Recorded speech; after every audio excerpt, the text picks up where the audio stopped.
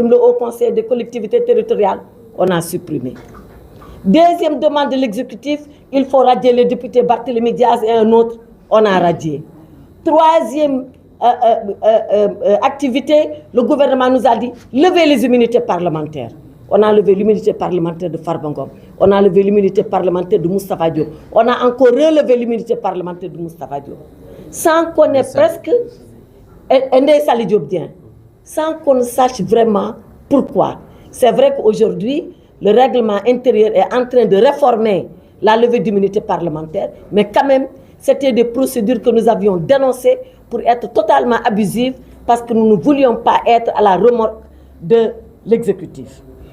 Ce qui également n'a pas été fait, et vous le savez, la Constitution dit que l'initiative des lois appartient à l'exécutif et aux députés. Ça veut dire que le gouvernement peut donner ce qu'on appelle des projets de loi, mais que les députés eux-mêmes peuvent proposer des propositions de loi. Quand notre collègue député Thierno Alassane Sall a fait une proposition de loi, ils se sont dépêchés de la bloquer. On dirait que c'est une assemblée qui ne veut pas que les députés fassent leur travail. Il n'y a que le gouvernement qui nous fait travailler, mais nous, on ne peut pas travailler de nous-mêmes. Je pense que ces pratiques-là, nous devons les dénoncer. Mais ce que nous dénonçons surtout, c'est le comportement du président Malick Ndiaye. Abdou Mbow l'a dit, mais l'Assemblée nationale du Sénégal, elle est là depuis 1960, même avant elle. Oui. En 1958 déjà, il y avait une assemblée territoriale, mais nous savons ce que c'est une assemblée nationale. Mais quand le président se permet, en violation de l'article 69 de notre règlement intérieur, de rentrer dans les débats, et l'article 69 du règlement intérieur est très clair. D'abord l'article 63. L'article 63 dit le président est là pour faire appliquer le règlement intérieur. Et à 2 reprises, vous êtes témoin de comment nos séances ont été houleuses et très difficiles. La première fois, c'était lors du vote de la loi interprétative. On a eu beaucoup de mal à ce que le président fasse respecter le règlement intérieur. On a même eu des échanges qui n'étaient pas honorables pour les députés que nous sommes. Mais lui, il ne doit pas oublier que s'il est là, c'est grâce à nous. Il a été élu et c'est l'Assemblée qui lui a donné une seconde confiance pour être président. Et une fois qu'il est président, il est le président de tout le monde. Il n'est plus le président de PASTEF. Et nous, on a l'impression qu'il confond sa casquette de secrétaire national à la communication de PASTEF et de président de l'Assemblée nationale. Mais pourquoi Malick Ndiaye, quand moi je lui dis, Monsieur le Président, respectez le règlement intérieur, il me dit pourtant des manques à respecter. Il me répond du tac au tac, mais il n'a pas le droit de faire ça. Quand le président veut répondre à un député, vous savez ce que la loi lui demande de faire? La loi lui demande de quitter son siège.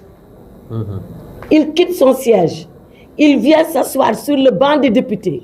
Il attend que tout le monde ait fini de parler pour prendre la parole et parler. Il n'est plus le président à ce moment-là. Il est seulement le député.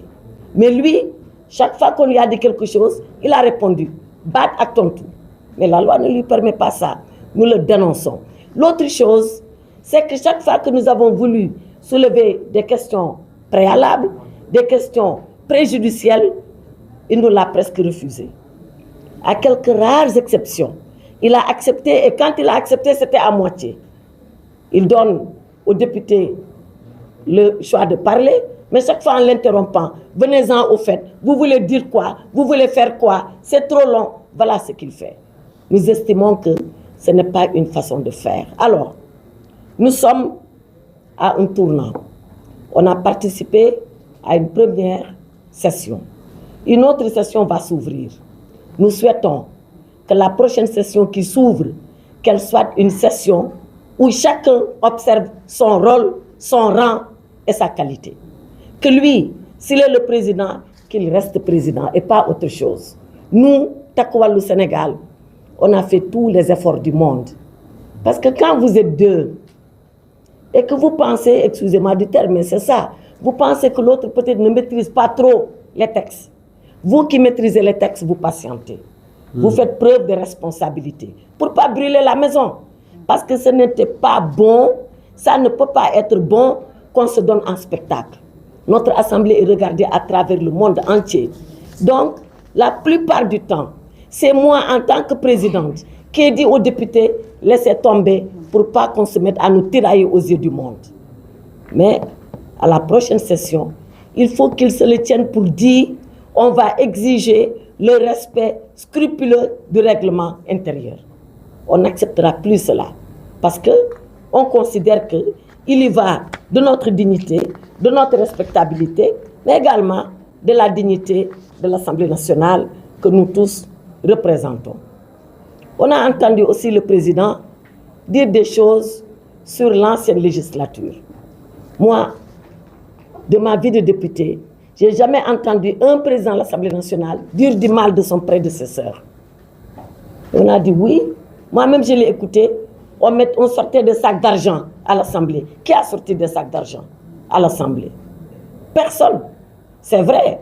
Comme Abdou l'a dit, moi-même je l'ai dit, il essaie de travailler sur certaines choses. On a salué. Chaque fois que c'était possible de saluer, on a salué. Mais ce n'est pas une raison pour faire croire que c'est lui qui est en train de tout faire, que c'est lui qui est en train de tout chambouler, que c'est lui qui est en train de donner de l'innovation à tous et partout. Abdou a dit ce qui était déjà en train de se faire depuis l'autre législature. Qu'il parte de là, qu'il améliore, qu'il fasse des avancées, on est d'accord. Mais qu'il veuille jeter le bébé avec l'eau du bain, on n'acceptera pas ça. Et le président Amadou Mame Diop, qui a été son prédécesseur, qu'est-ce qu'il n'a pas entendu lors de la 14e législature? Qu'est-ce qu'il n'a pas entendu? Mais grâce à son tempérament, à son calme, à son sens de responsabilité, jamais, jamais, jamais, il ne s'est départi de son calme et n'a fait appliquer que le règlement intérieur. Mais est-ce que le président Malick Ndiaye, il pense que son bilan va réussir parce qu'il aura noirci le bilan de la 14e législature? Il se trompe. Il peut tout à fait réussir son bilan en partant du bilan de la 14e. Et la 14e a fait beaucoup d'efforts. Et la 14e était dans des conditions. Je crois que si lui-même était dans ces mêmes conditions-là, il n'aurait pas fait le tiers de ce que le président Amadou Mame Diop a fait.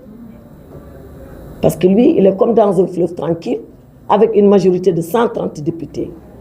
La 14e, c'était beaucoup plus étriqué, beaucoup plus compliqué que ça. Et le président Mame Diop a réussi à tirer son épingle du jeu. Bref, pour finir, on leur demande de se calmer. L'Assemblée nationale, on le dit tout le temps, c'est le lieu des jupes et de l'adversité politique par excellence. Mais c'est également le lieu de l'élégance républicaine, le lieu du respect républicain, le lieu de la contradiction où chacun écoute l'autre, où chacun s'enrichit avec la contradiction de l'autre. Moi, voilà ce que je voulais dire pour ce qui concerne l'Assemblée. Maintenant, pour ce qui concerne l'actualité, je pense qu'Abdou l'a dit. Aujourd'hui, il y a un malaise général qui gagne le pays. Ce malaise général,